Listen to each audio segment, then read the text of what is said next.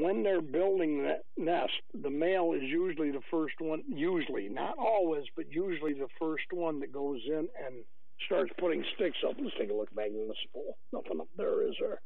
Oh, rats. Well, we get to sit here and look at stuff. I would drive a car around, or a truck car. I would drive the truck around, but it's kind of hard to steer and hold onto a phone. They love to hand out tickets for that stuff around here. Don't want one. So when they get into the tree and the male decides, well, this is a good tree right here, he starts building the nest. And then he brings the female in and asks her, hey, you like this spot? Sure. So they'd both work on the nest then. When they get the nest all built up so it's good and sturdy, they start sleeping in it. And it gets built more and more and more, and he feeds her, and she stays there. You know the story. The nest site has to be set within a boundary system. And the thing I found so interesting about the boundaries of their territory, there are two boundaries to look at: the nesting territory and the feeding territory adjacent to the nesting. It can cover 3 square miles or it can cover 300 square yards. Doesn't matter if they use it all.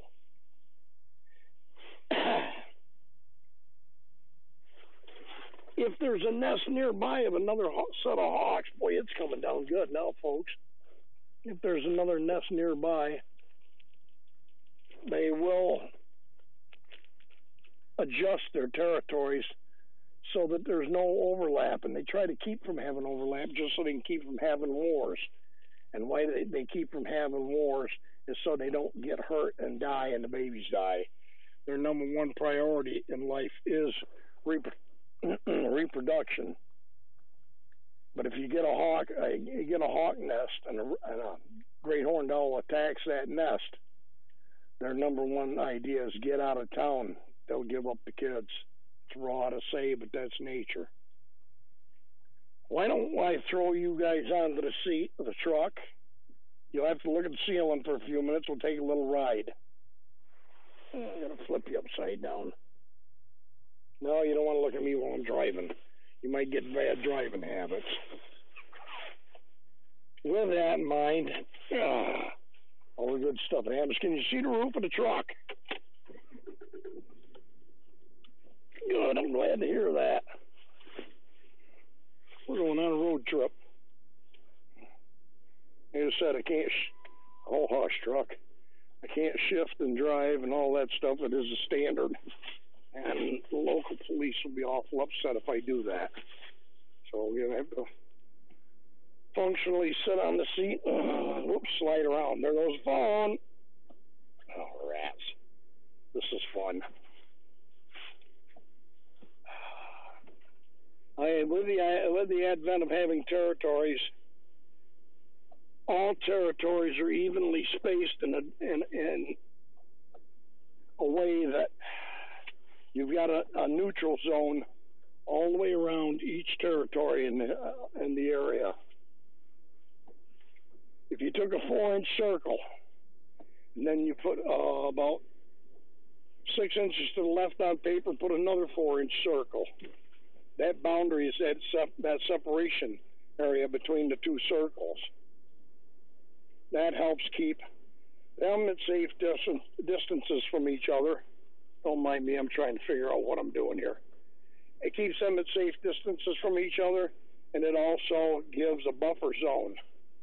Those neutral zones are where other hawks live that are either juveniles, mated without nesting because they haven't found the nesting area yet, or older adult hawks that just can't nest any longer. We're going to go down Tower. We're going to keep going down Tower till we get to. We're going out to the pheasant farm. Don't mind me. I'm keeping an eye on traffic here. Everybody still with me? Oh, good. They're looking at the roof of the truck. No, I bet that's entertaining.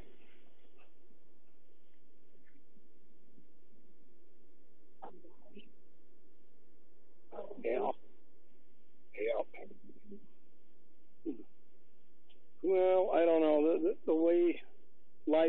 handles things at times really sort of makes it hard to understand what's going on with it. All right, right now I'm going down Tower Road. I'm going to go catch 366, and then we're going to go down 366. We're going to turn right onto Game Farm. So yeah, with those neutral territories, you got males, females that are paired up, but they aren't breeding because they got paired up too late in the season, or they couldn't find a suitable nest zone. I'm going to take you to one of the biggest neutral zones we got around here. You're going to get to understand a little better about this zone. I know you've all seen it. You've seen the little hawkies all out there playing their little hockey games. Guess what, folks? That's why it's there. Because they can't find a tree to build a nest in. There's no viable nest tree. You got a neutral zone. And that's where the non-nesting, so to speak, live. In that neutral zone, there's very few wars. There might be a little bit of, get out of my way, that's my mouse sort of thing, but there goes the phone again. Get back here. There might be a few, bump around or push each other around saying that's my mouse or that's my vole or whatever. But basically, there's not too much brutal warring going on there. Oh, that's cute. So, with that in mind, now you understand about as well as I do that this is a necessity for all these birds. It just doesn't happen to birds of prey. It happens to all birds. I guess from what I've read, what I've seen in the book, and what I've read by Dr. Ian Newton, this is an ongoing thing with all birds. So you get a nest zone set up. Excuse me. You get a nest zone set up. These birds are going to defend it. And I mean, right to death. As I said before, they will fight. Oh, we got hawks down here. Oh, mama. We got little birdies go.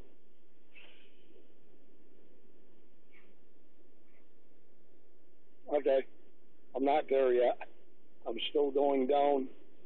We're going to swing around. Whoa. Nice. We're going to swing down here. There's McGowan Woods, so I'm going to. I hope I don't catch all. Wow. We got red tails all over the place. I hope I don't catch a bunch of. Well, I ain't going to park there. I don't think they'd be real happy. Let's go down Stevenson Road and see what we can find. We're still on the road here.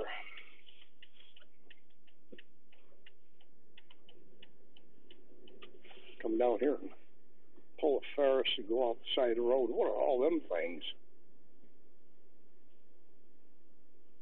Oh, mother. Oh, I got pigeons all over the place now. Crows. Anyways, when they get their nesting zone set up, they will overlap in the hunting zones around themselves. This is the hard part. Why don't we park right in somewhere down here, folks? See if I can find a spot to back the truck in. We are in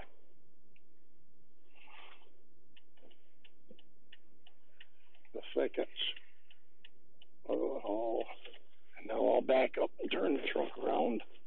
Hopefully no one will be coming.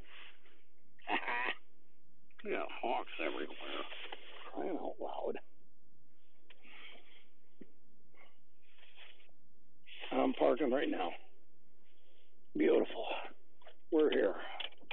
Oh, stop, wipers. Let's get out of here and let's see if we can find some of these hawks lying around Grace. I mean, oh, stop. Darn truck. Well, you don't get out down here. I got all sorts of birds. Okay, let's get you flipped over. I got a gull flying off in that direction. I can't see it real well. I just had 4 hawks floating down around here. And I don't see them anywhere right now. So, oh, here comes one. Oh, that's a gull. these people move, we got hawks over there. When these people get moved, we'll go over there and park. It's right out in front of all the red tails that are around. Yeah, we're at the... Huh, how about that? We're down here at the game farm. We're right on the corner of Stevenson and Dodge Road. People are set up out there. Some gulls flying all over catching the grip. Down there, ain't there? And out that way. I'm going to take you around the truck. That's Mount Pleasant. I got lights on. Better take it back around, sorry. My lights on. Oh, courtesy lights. Continuous lights until you get in your house. We're going to take a little walk. I know it's raining out. I understand that. I'm getting soaking wet already. Phone's going to get wet. I don't care. We're going down through here. I've got a red tail in the tree. Probably won't be very cooperative, but we'll take a walk down and see if she'll stay long enough for us to take a look at. All of this area out here is a cooperative area, or a neutral zone, if you will. Oh, you paying attention? I'm going to show you something here in a minute, kid. See them tree lines over there in that fields down through the Cascadilla Creek region? All down through there. That's game farm hawk territory. They nest out about that direction. And if I'm not mistaken, heck, she just launched. Boy, my luck ain't running good today. The game farm hawk just left. She's heading out. Oh, we got hawks. What a joint. That is a fringe.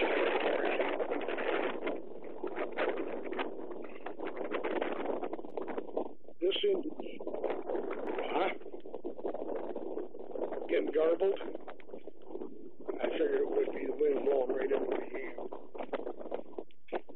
I'm going to try to sneak up on this beast.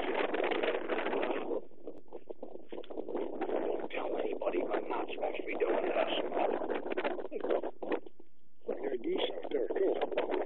Anyhow, this is the backside of my home mountain. This flat land out here.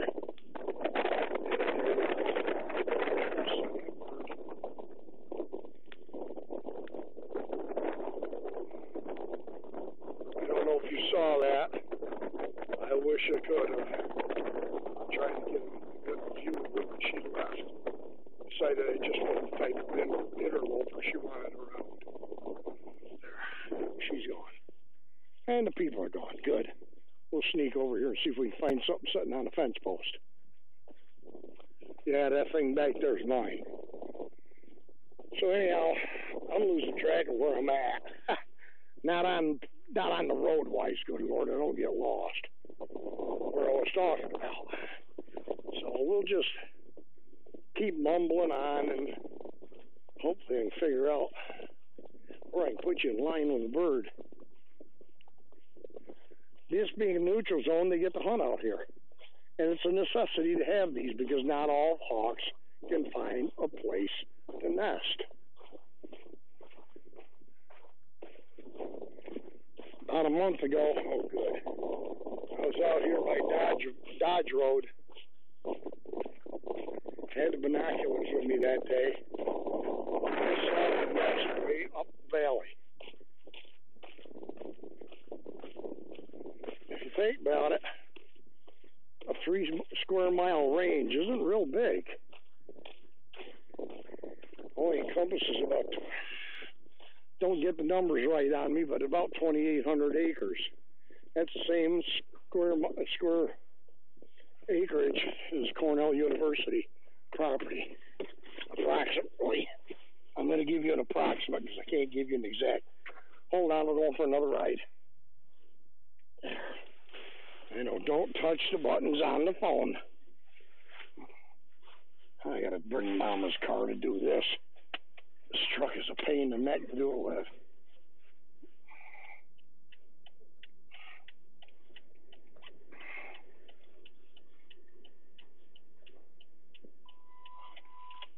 hush, I know. Oh, boy. Going around behind the pheasant farm. I'm going to sneak in around here and look at pretty little pheasants. Here in a minute. If I can get an open spot. Whoops. And sparrows trying to fly in the door. What the heck? Piggy boo. I just had a sparrow try to fly in my door. Yeah. This is a good spot. Hogs keep coming around here. Let me get some gear straightened around. Oh, look at that. The pheasants are running away from me. I took a shower. Really? They don't like me much. Maybe I smell funny. Oh, rats. That worked. I still got hawks wheeling around over here. I want to park over here. Maybe they'll come in a little closer.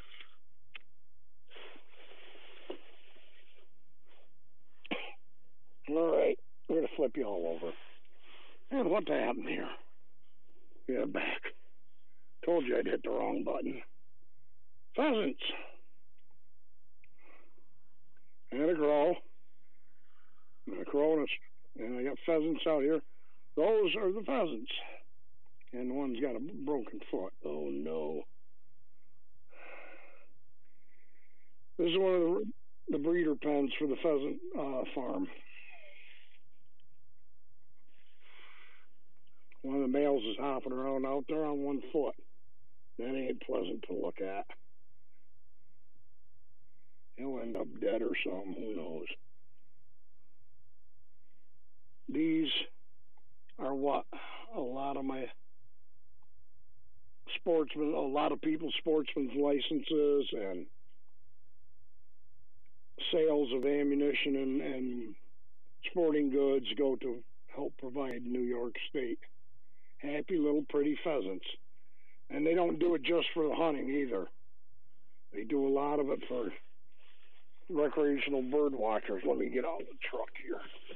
Yeah, I know. I'm a big green and yellow thing. You don't like me much, do you? Figure that out. On the opposite side of us, I know you can't see it because I can barely see it without the glass, without the phone. Over on that post over there, across the pheasant field, there's some wooden posts. There's a hawk perched on that, and there's one flying overhead.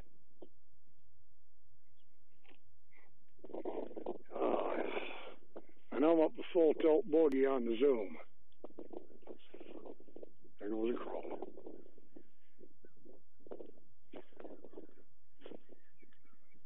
And the gulls are all flying. That looks like that's a different type of gull. I'm hoping they'll fly in over us a little bit closer. On that one bird out there. Ooh. We're gonna take a walk. Nice and easy. I just see something I really like looking at. Hawks all over the place. Oh man. Anybody see them? Yeah, I imagine it won't be something at full zoom. I'll have to back it down a little bit. I can barely see it today. The glasses have darkened up so much.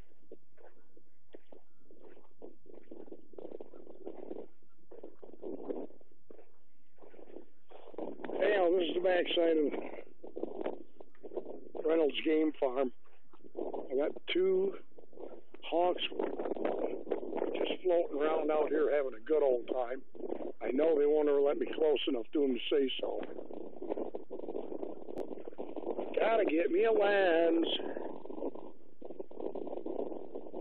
And they're going that way. We'll back this way.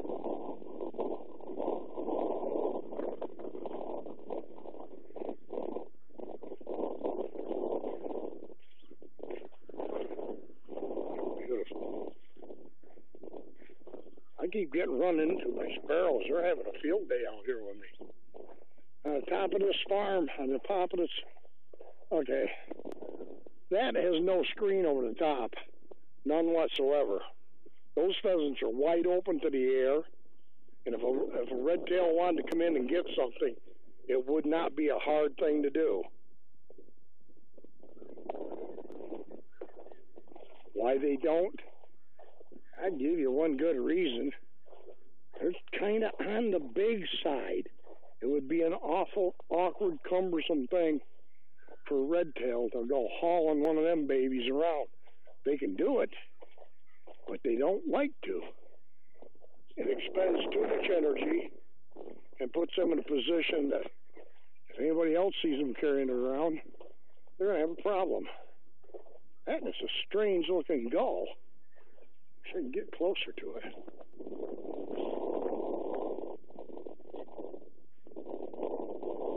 Now, I'm crying out loud. Now I got to stop and think. I got to get a headache. Back when it was warmer than this, about a month ago. It was just about 3 weeks ago now. I went out for a little walk down Fall Creek line. Big footprints. Hey, I found Bigfoot. Oh.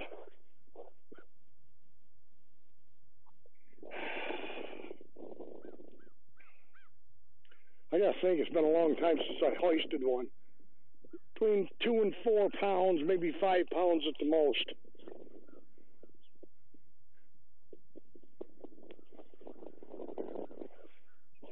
Red tails like their little meat better than their big meat, so to speak. If you go hauling a pheasant across the sky, you better have some wing under you. You aren't going to do it real easily. And a hawk is probably the most intellectual beast to saving and conserving energy I've ever heard of. They will kill smaller before they kill larger. It's a waste of time for them to try to haul it away. If they're going to eat it on the spot, I can understand it. But when it comes to eating food on the spot where you kill it, red tails aren't real thrilled with that idea.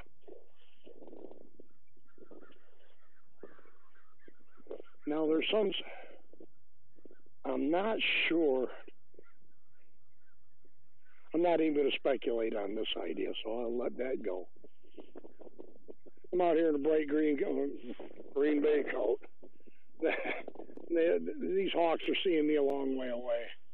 They aren't going to hold still for me today. When it starts warming up a bit, get out here in neutral colors and be able to spot them. Hey, we got people over on the road watching us. Hi, people. Still watching? Here we go. Bicycle people.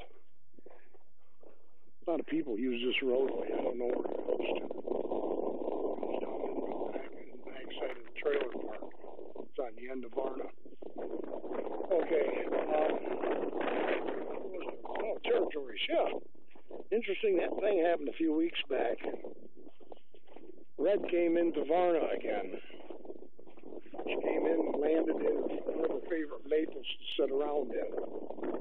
She decided that'd be a good day to visit. I happened to be down with a trip. I just crossed down to the bridge and was down in the brush, just seeing how the creek bed looked, because I plan on doing some walking up and down it this year. She landed, and she just fluffed herself and landed there like a normal everyday bird. I put the binocs on her to make sure she had the ring. She had the ring. And I said, okay, she's here for a visit.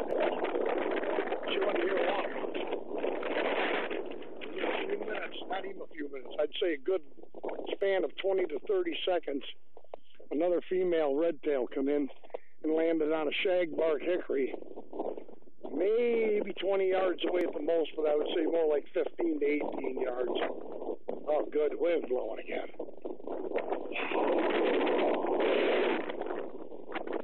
This new female had a bright cinnamon-colored chest and stomach to her. Very, very small band on her belly.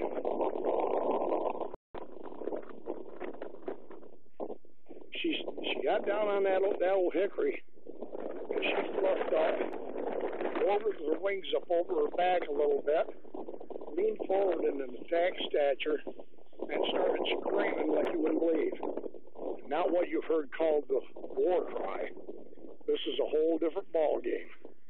Loud, obnoxious scream. She was mad. to stand here a minute. We've got a hawk working this way. A red decided to squawk back.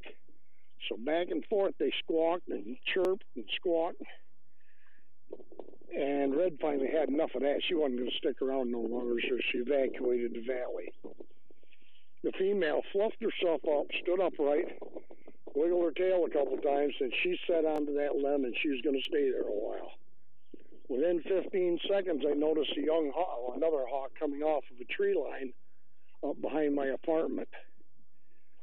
It came down through across the valley, landed in the same hickory as her, not even 5 feet from her. They both fluffed their feathers up, wiggled their tails, and sat there. I got the binocs on that nail, and he didn't have a red tail. The cinnamon bird did. He didn't. All he had was a dark banded tail. So here's my point. As it says in the book, well, I can't see squat. It's so dark on these glasses now. As it says in the book, they usually don't, but there have been instances of yearling hawks mating. It depends upon the nesting zone. If a male hawk mates in its first year, it's because there is available nest sites and is found only is apt to nest as a male in their first year. With that in mind, our little friend Isaiah has found himself a female, and they're setting up a territory. I've seen the tree that they're going to at the end of the valley. That's on the north side of Varna Valley. It's about maybe 3/4 of a mile from where I live. I am guessing that they spend a lot of time over on that side of the valley coming back and forth and hunting through the valley. I got a feeling that's where Isaiah and this getaway here are going to be nesting at. Hopefully they do. I can get up and catch up with them once in a while. More pheasants. Boy, this one is dark. So now we know what I'm looking at in Isaiah. I decided this young lady needs a name desperately. And I started calling her Isabella because she acts like Queen Isabella. She sits on her throne and she just is proud of herself. I'm getting a real kick out of watching her. I just can't get her to accept me being in that territory too well. Because the minute she decided I was there and she could see my camouflage coat move just a hair, she fluffed up and took off, and he went right after her. So since they're building a nest in that valley, if they build a nest, I should say, in that valley, if any part of their territory goes over, hunting territory goes over into Red and Ezra's hunting territory, Red and Ezra will adjust their territory to keep from having a conflict with the new birds. Something just went funny. There we go. So that's about it.